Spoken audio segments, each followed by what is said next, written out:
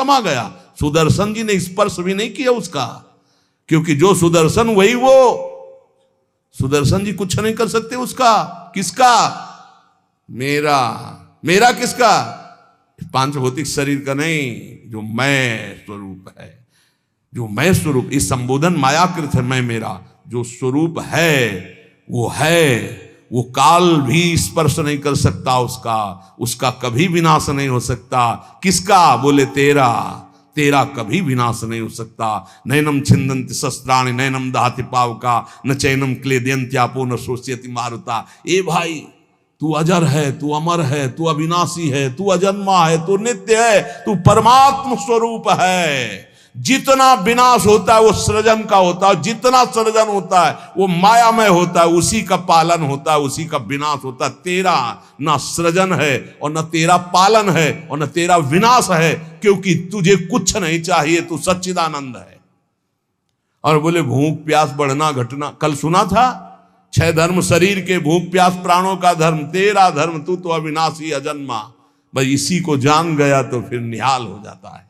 अब उसी को भाव स्वरूप में हम सखा ले लेते हैं, दास ले लेते हैं, गोपी ले लेते हैं, सहचरी ले लेते हैं, कुछ नहीं लेते तो मुक्त हो जाते हैं।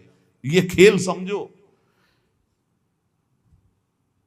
सबन में दोष गुण मिश्रित। अब देखो, कई बार चर्चा की, बहुत ये सत्संग है एकदम नीरछीर का।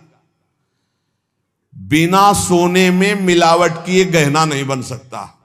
शुद्ध स्वर्ण का आकार नहीं दिया जा सकता।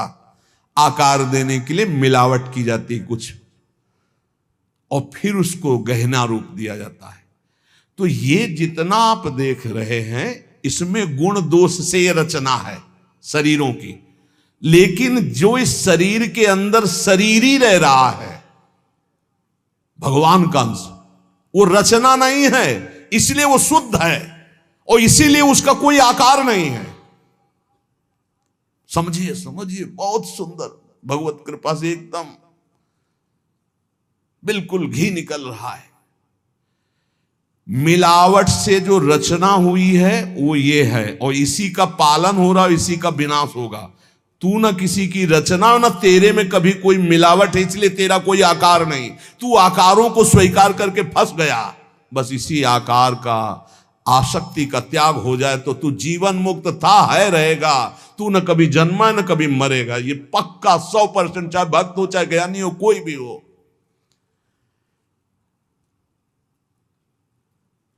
देखो आगे वाली बात कह रहे, विराजें आप आपको कहीं भी फिट कर लो, मैं को कहीं भी फिट कर लो। भगवान श्री कृष्ण कहते हैं जब सृष्टि नहीं थी तो मैं था, जब सृष्टि है तो मैं ही मैं हूं, जब सृष्टि नहीं रहेगी तो मैं ही रहूंगा। मैं, ठीक है, उसी को ज्ञानी जन बोल रहे हैं, मैं था, मैं हूं, मैं ही रहूंगा। तो परेशानी कौन सी बात है?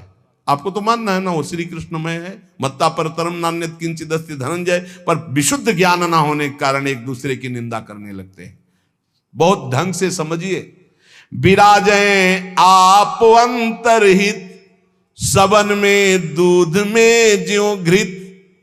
बोले भगवान सबके अंतर में विराजमान है। कैसे? बोले जैसे दूध में घी विराजमान है।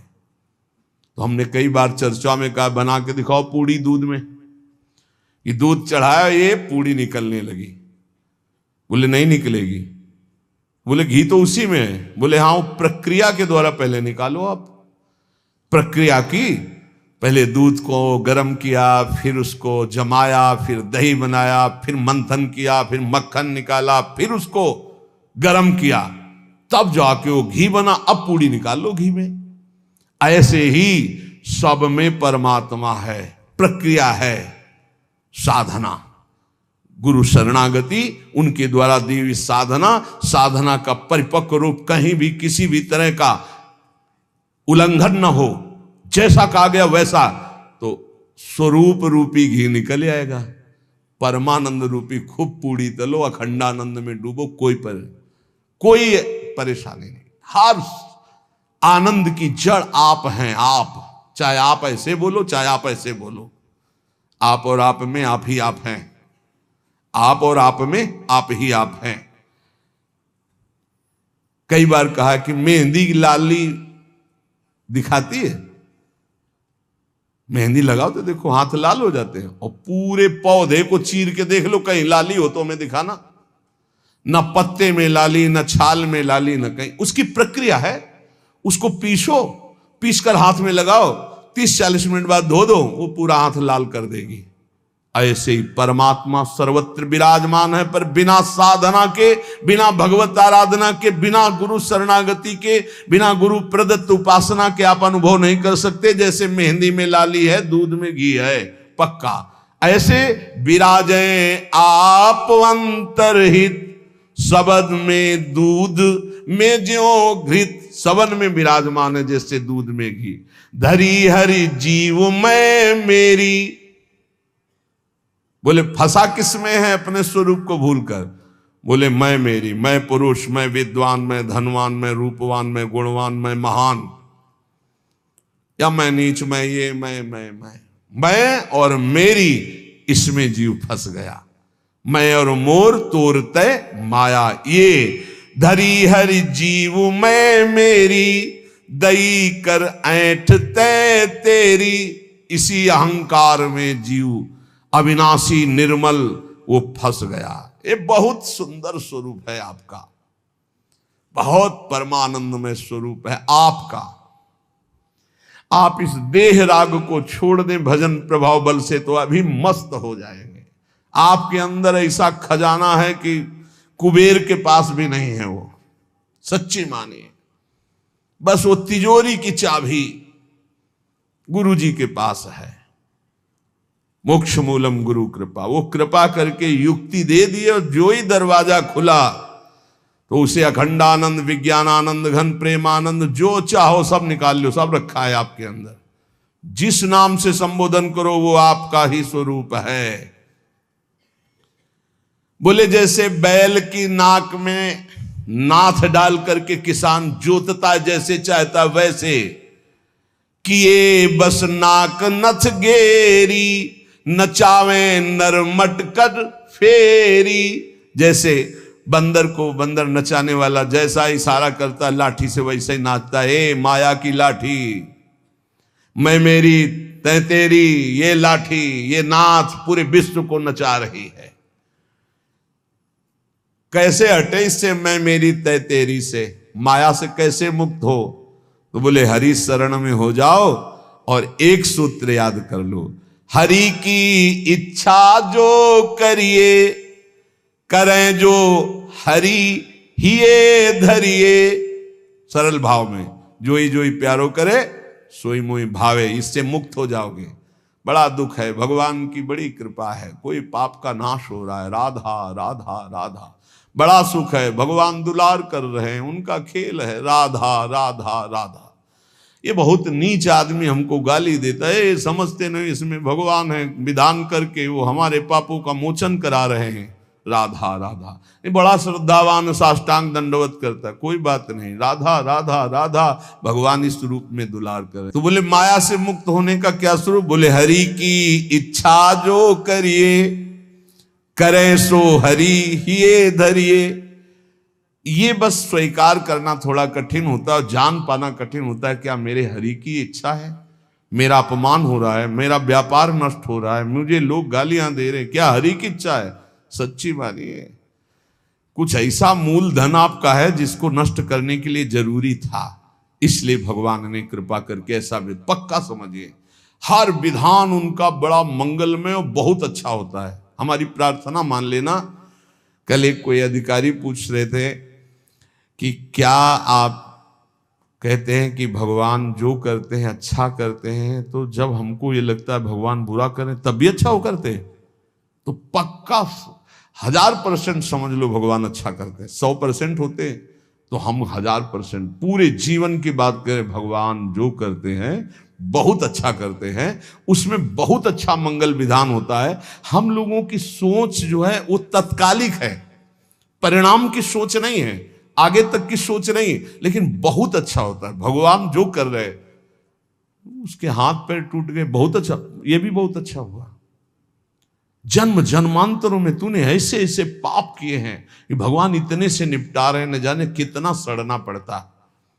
अब आप सोचो, आप सत्संग में बैठे हैं, आप सबके बीच हंस रहे हैं, बोल रहे हैं। अब एक साधक को गलित कुष्ठ है, अब ना उससे कोई बोल रहा है ना कोई हंस रहा है, एक बंद कमरे में अपने जीवन को व्यतीत कर रहा है। उसकी जब हम बात हृदय में सोचते हैं तब लगता है भगवान आपकी कृपा ही उसकी रक्षा करे। अब आप सोचिए, एक जीवन वो भी है, समाज में ना निकल सकता है, ना हंस सकता है, ना खेल सकता है, ना बोल सकता है, भोजन वहां पहुंच जाता है, कमरे में अकेला बैठा। ये तो कहो साधक है तो भगवान के चिंतन में लगा नहीं। यही एक संसारी व्यक्ति की स्थिति हो तो सोचो, प्रतिपल मर रहा है वो, यहां ठीक होता है, यहां सड़ रहा है, यहां ठीक हो रहा है, क्या है?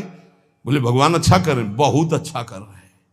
जन्म जन्मांतरों का हिसाब किताब बराबर करके श्री जी के पास जाना है उसे। ये तो सड़ेगा ही, मरेगा ही, नष्ट ही होगा, इसकी तो गति है ही। इसीलिए हम प्रार्थना करते हैं, एक ये जन्म भगवान को दे दो, अमंगल नहीं होगा। आप क्या समझते हो, वो कमरे में अकेले रहता है, प्रगट में कोई साथी नहीं, लेकिन हम उसके साथी हैं। कोई मिनट ऐसा नहीं होता जिस समय हम उसके साथ ना हो। और यहां साथ है, वहां भी साथ है। तुम्हारा साधना से पास बनने की बात देखेंगे हम, उसका पास पहले ही बन चुका है। आज छूटे या कल छूटे या जीवन भर ऐसे रहे, आनंद और प्रेमानंद दोनों की प्राप्ति होगी। इस जन्म में ना तो उसको कोई चिंता रहेगी शरीर पोषण की, रोग की, ये गारंटी है। आप एकांत में बात कर लेना, क्या उसको चिंता है? लेकिन प्रगट में आप देखिए, अगर वो संत ना बना होता तो क्या दुर्दशा होती।